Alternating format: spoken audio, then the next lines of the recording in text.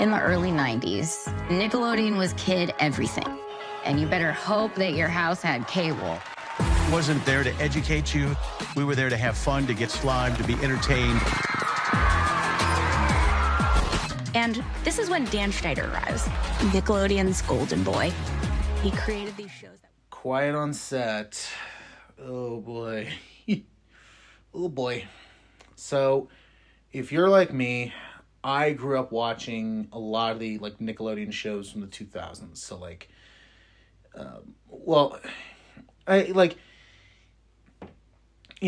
was the main show that I did watch was Drake and Josh, but I saw like some episodes of like the other ones of like iCarly, God, there was like some other ones in there. I'm blanking on them, but this definitely hit hard. So when all the stuff was coming out about Dan Schneider and stuff, it was like, oh boy, well, childhood, we can't have anything nice. To then this came out, and I was immediately going, all right, I need to watch this, especially since it was going around like saying like, yeah, like this is just insane. And also like they left out a lot of other stuff in here, but in the crux of it, they got a lot in here.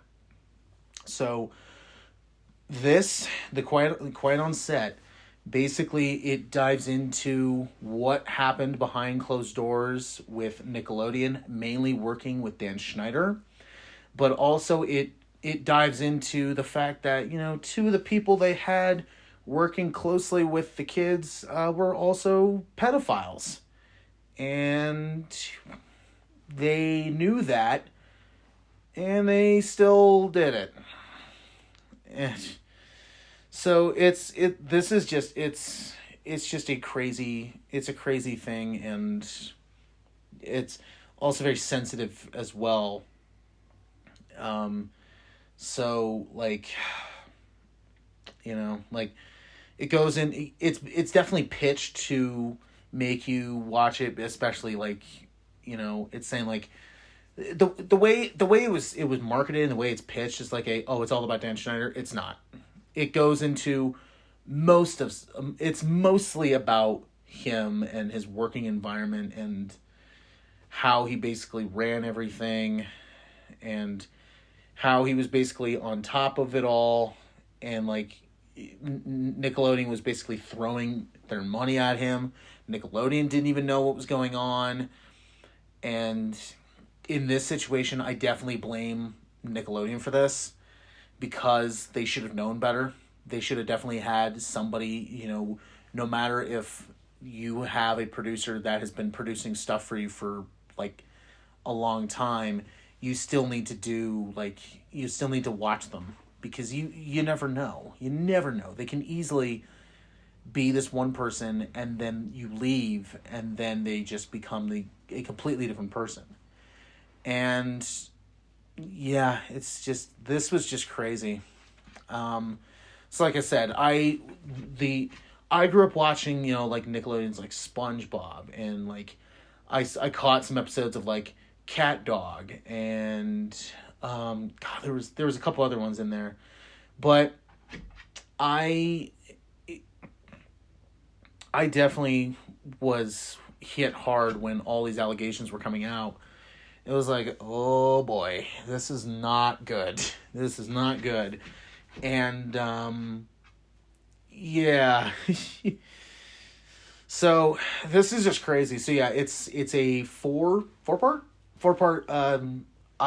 investigation discovery series, and it just dives into just what went down at Nickelodeon during the time that Dan Schneider was there.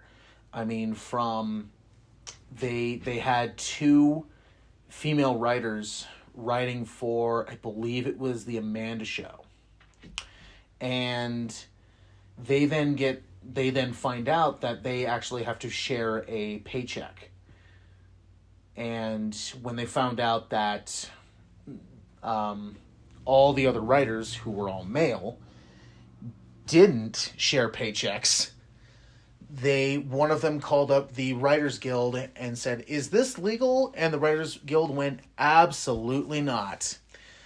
And then they launched an internal investigation on it, and it was a mess. And they go into just multiple things. I mean, how women were being treated, if you were not white, like if you were black,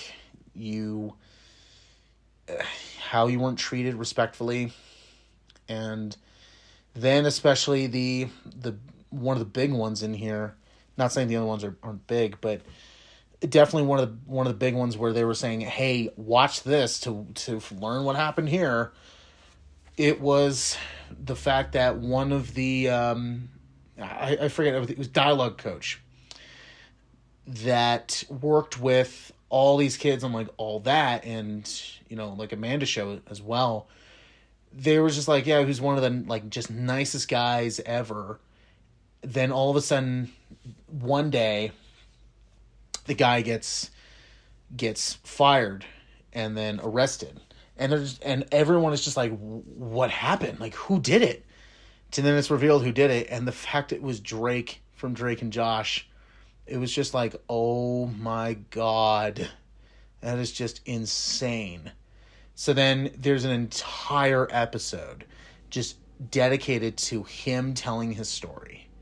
And it's just like, oh my God, like that is just crazy. And the fact that it happened like during the Amanda show, but right before the Drake and Josh show. It was like, wow, that is just nuts. And one of the craziest things about it is that the guy, I forget, it was Brian Peck. And no, he's not related to Josh. No, he's not. They said that he went to jail for, I believe it was like a year or something like that, and then had to become registered for a registered sex offender. And then he went on to help out a show on the Disney Channel called Sweet Life of Zack and Cody, which I'm sure there was a bunch of stuff going on with that as well. So it's insane how just all of this happened, especially like, all this stuff happened. Like, yeah, we're just going to hire, we're going to hire a pedophile and a registered sex offender. Sure, let's just do that. No, that is not like right at all. So it's just crazy. And, I think if you weren't, you didn't grow up watching these shows, it would be different. So like for me, I watched some of these shows, but I never really like watched them a whole lot except for Drake and Josh. Mainly because the duo of the two of them was just amazing and I loved it. But then like all like these sexual innuendos in all the shows, and especially all the foot stuff, it's like this is really just, not right. What is going on? And then they were just, all the stuff coming out about Dan Schneider asking for massages, asking, people to send him pictures of their feet. And it's just like, it's crazy. And then he got fired from Nickelodeon. And then in the documentary series at the very end, they say that he wants to make a comeback. He wants to come back and do more stuff. And they're just like, yeah, with everything that happened the past 20 years of this, good luck. And it's just like, yeah, no, dude, no, you're not coming back. No. So it's just nuts. So there's only so much I can say, because the way that they do this is just, it's a lot. It's especially a lot to take in, especially if you loved these shows growing up. So like Zoe 101, Drake and Josh, the Amanda Show, all that. Even like iCarly. It's a lot. It's a lot to take in, because you're just like, I grew up watching these shows. So it's like, it's just nuts. It's just crazy. And,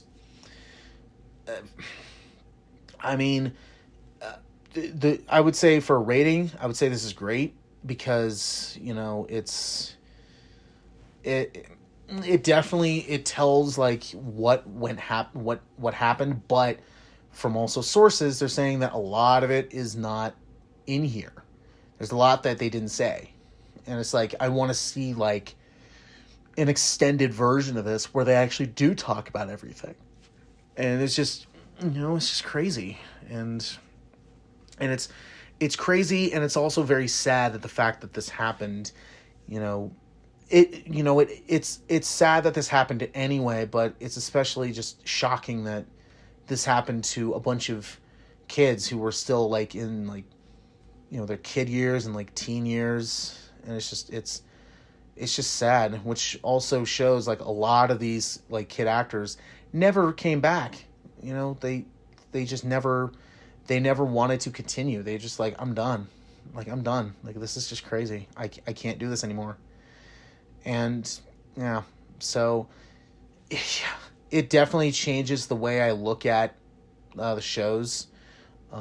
It doesn't change the way I look at them per se, but definitely a behind the scenes thing where it's just like, yeah, this is just crazy. Much like, like with Stanley Kubrick's The Shining, it's still a great film despite everything that happened behind the scenes. It's still like, oh my God, this is just, you're just a monster, dude. You're just a plain and simple monster. This is the same thing. So, I would say watch it. It's definitely crazy, and it's a definite like look into like what they did during the time when we were watching the shows. And yeah, again, I can't say it as much as I already have. This is just absolutely crazy.